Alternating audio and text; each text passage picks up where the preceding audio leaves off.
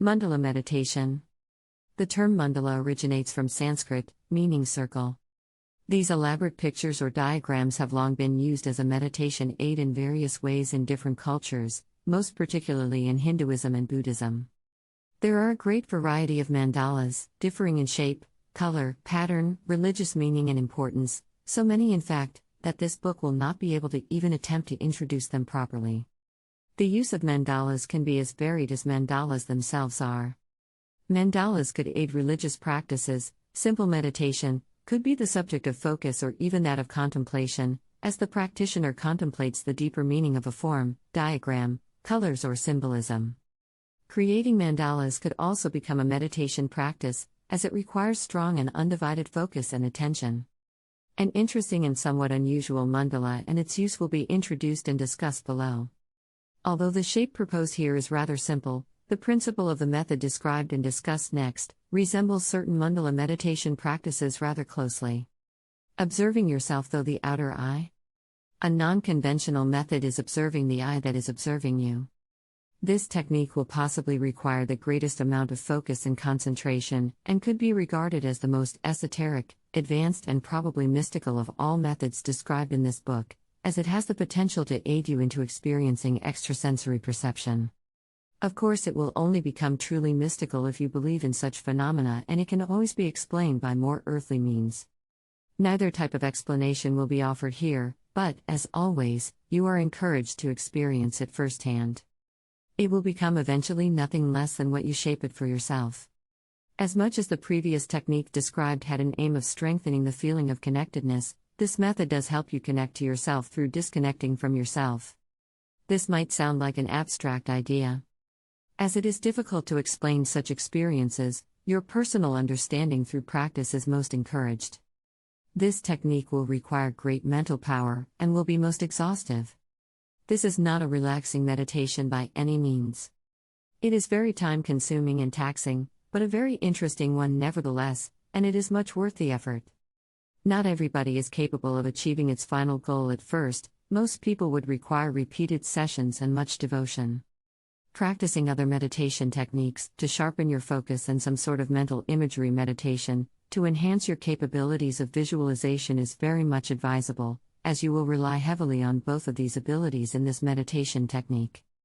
Unlike most other methods, this meditation will be explained from a perspective of how you might experience it as you go through the steps. Having some idea of what it is likely to be would probably be the most effective way to recreate it in your own mind. Please note, you will need 1 or 2 hours on average, while some people require considerably less, some would need considerably longer, to complete this meditation. Do not attempt the below method if you have any objection of what you have read, or if you would not be comfortable to seriously exhaust yourself over such a long time. This is really for the seasoned meditator, who is looking for a new experience, or to deepen their practice. Just like heavy weight lifting is the most effective method of strengthening your muscles, taxing mental tasks, such as the one described below, will definitely strengthen your mind, although it comes at a price of being difficult, exhausting, and time-consuming. To begin, you will need a prop, specifically a piece of paper, with a circle drawn or printed on the middle. Inside the circle right in the center, there should be a dot. This simple image of the concentric dot and circle will function as a schematic eye. Some advantages of this schematic picture, over using the picture of a real eye, or something resembling it more closely, is the ultimate simplicity of the image. It is easy to make and reproduce. For repeated use, even if you lose or misplace it, the differences between the pictures will not distract your attention. Also, a well-drawn eye will have so many details, observing it might distract your attention, as your mind wanders about the drawing. A schematic eye makes it easier to just accept it to be an eye and get on with the practice. How to practice? As always, sit comfortably, wearing loose-fitting clothes. Place your paper in front of you, fixing it on the wall or any object, approximately at the height of your eyes. Choose your breathing technique, whichever you feel most comfortable with. Calm your mind and thoughts. Use any other meditation method if necessary, as a way of preparation. Once your focus is sufficiently strong, fix your gaze on the eye in front of you. Never for a moment let your breathing slip away from your attention, but direct more and more of your mind's power over the eye in front. Sit for a while, contemplating the eye and your breathing. When you feel ready, turn all your attention towards the eye. Watch it. As it watches you, gaze at it, try to look into it. Imagine it being a real eye that is observing you, with the same sharp focus as you are observing it with. Watch and contemplate how the eye is watching you. Observe the attention of the eye, the intent, the focus, the way it is watching you. You have to accept the eye having its own life. Although you might remain conscious that this is in fact only happening in your own mind, let the idea take over your perception. Now you and the eye are watching each other, both focused deeply contemplating one another. The eye is doing the same as you are. Try to familiarize yourself with the idea that the eye is in fact focusing hard to visualize that you are watching it. From the eye's point of view, you are just a figure, sitting in front of it. As far as the eye is concerned, it is watching you. The eye is in fact trying to visualize that you are watching it. Try to place yourself in the eye's position. Linger on the idea, contemplating how the eye is trying hard to envisage your own effort. Now, you are starting to become the eye. Focus sharply on the idea that you are in fact the eye. The fact that you have created the eye and you are now creating the imagery that it is watching you, makes the eye part of you. The eye is part of you, it is your eye. You are the eye now, watching yourself. You see yourself from the eye's point of view, sitting in front of you and watching yourself. This will be the hardest part and the most difficult to achieve for most. Do not rush, do not force it. If you practice enough, it will eventually just happen, and this is exactly what you are looking for. You need to keep your mind open, strive for this result, and accept the possibility that it could happen, even if in your mind only. It is now time to contemplate, observe yourself. All the little details. How do you see yourself?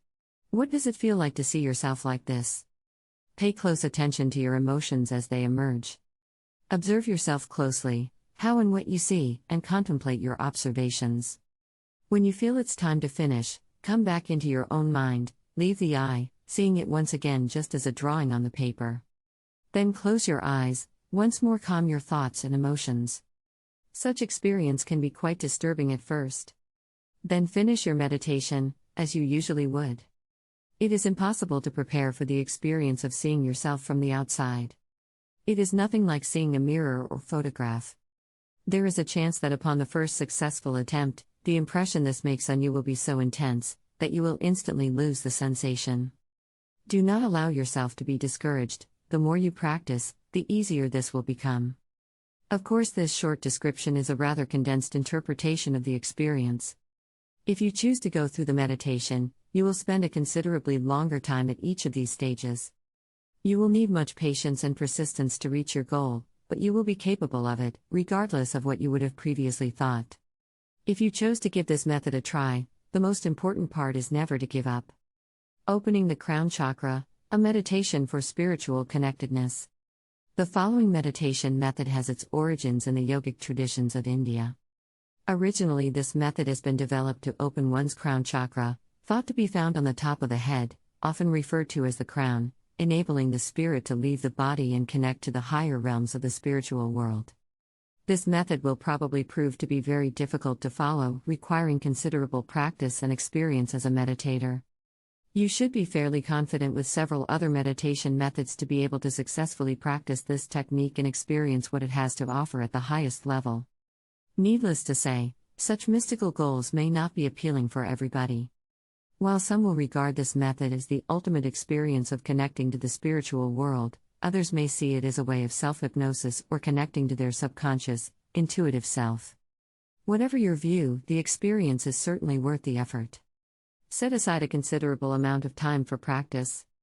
This exercise can be very time-consuming, ranging anywhere from 30 minutes to several hours. If it sounds scary to sit in meditation for so long, you are not yet ready for this exercise. You should then practice more basic methods, until you feel more confident. Sit in a comfortable position, preferably cross-legged, but sitting in a chair would suffice as well. Wear loose-fitting clothes and ensure that you are as free of distractions as your environment allows. You may choose to use music to filter out the background noise, or a pair of earplugs, but preferably you would be in complete silence. Whichever way you choose, it is imperative that nothing disturbs you during meditation. This method will require your fullest attention. Your hand should either rest in your lap in the cosmic mudra position, see the Zen meditation chapter for details, or on your thighs in chin mudra, see the Om mantra chapter for details. Prepare yourself for meditation with your usual method, be it Zen contemplation, Zen meditation, or Om mantra, or anything else you prefer. Continue as long as you feel necessary for your mind to become quiet. You would ideally have as much experience in meditation, as quieting your mind would not require longer than 5 to 10 minutes. There is still a long journey before you, so be mindful of the time you spend on preparation. Now, choose your preferred breathing technique. You should use one that does not interfere with your focus, such as you can maintain naturally, without effort. Simple abdominal breathing is sufficient, but if you would like to go with a more advanced method, it is really up to your preference. If you chose to begin with Zen contemplation, you should continue with Zen meditation from here. If you started with Om mantra, you can continue practicing, although it is much preferred that you keep chanting only internally. If you have chosen to practice Qigong meditation, you can continue in that manner as well, only follow that method if you are sufficiently experienced in it and you have probably even researched and experienced it deeper than the basics this book can offer. If you are using any other method for preparation, it is now time to move on. Mental imagery will play an important role in this meditation later on, therefore it may be also beneficial to proceed with a mental imagery exercise, but only if you are able to maintain this image while focusing on the technique described here. As you continue your preferred meditation practice, now direct your attention to the inside of your head, never losing focus on your meditation. Turn your eyes upwards in their sockets. Such eye position is used for different meditation techniques, by traditional shamans to attain their state of rave, and even during hypnosis or self-hypnosis, as the subject's attention would be drawn to something that forces them to look upwards. This eye position fatigues the muscles of your eyes and is believed to help direct your attention inwards. Look up, as much as you comfortably can. You should not experience pain or extreme discomfort, only mild fatigue of the eyes themselves. Keep your chosen meditation practice sharp all the time. Your attention should be shared between your breathing, if you are practicing Zazen, your mantra, Om, or any other, your mental image, or anything you chose to focus on, and the inside of your head. While never losing attention of your original object of focus, you should slowly divert most of your attention towards your head now. Your eyes are looking upwards, and so should your focus. Observe the top of your skull from the inside, as if you have had an eye in the center of your head. If you are using mental imagery, you may as well change the object of your image into an eye inside your head that is looking upwards. Instead of observing the eye itself, you should use this eye in your head and see through it, see what the eye sees. It is now your eye, an eye in your head, observing your skull from below. Keep this practice until you feel a sort of swirling motion in your head or at the top of your head. It may or may not happen for the first time. Becoming aware of this slight movement is your first goal during this exercise, and it may require several practice sessions to get here. Once you become aware of this movement, focus all your attention to the motion. Do not try to resist it, just go with it. If your head feels like moving, let it move. If your head feels like moving in an increasingly large motion, all the better. Be inside the movement, become one with it. You may want to come back several times to this practice, for many days or weeks. Just staying here, becoming more and more aware of the movement, deepening the motion and living in it, will be the way to practice for the next couple of times you sit down to practice, until the movement becomes more pronounced, less flat and more three-dimensional. If the movement on or of your head becomes more shaped in 3 dimensions, most like a donut or a torus, you are in fact now sensing the movement of your own crown chakra. Having a sensation of the crown chakra and its movement may only be a first step on a long journey. According to some traditions, through this portal of energy one may leave their body, to take on spiritual journeys, or visit different worlds and realms. Whether such experiences be true or appealing to you or not, by the time you would have ventured so far, you will certainly have more and probably more detailed guides on the subject than this short introduction can offer. Whatever your belief or understanding dictates, such mental exercise will be beneficial all the same. Do not be surprised if your own sensations are not matching to what you have read or previously learned of chakras in general or of the crown chakra itself. You may have expected to see some color, hear a sound, see or feel a different shape.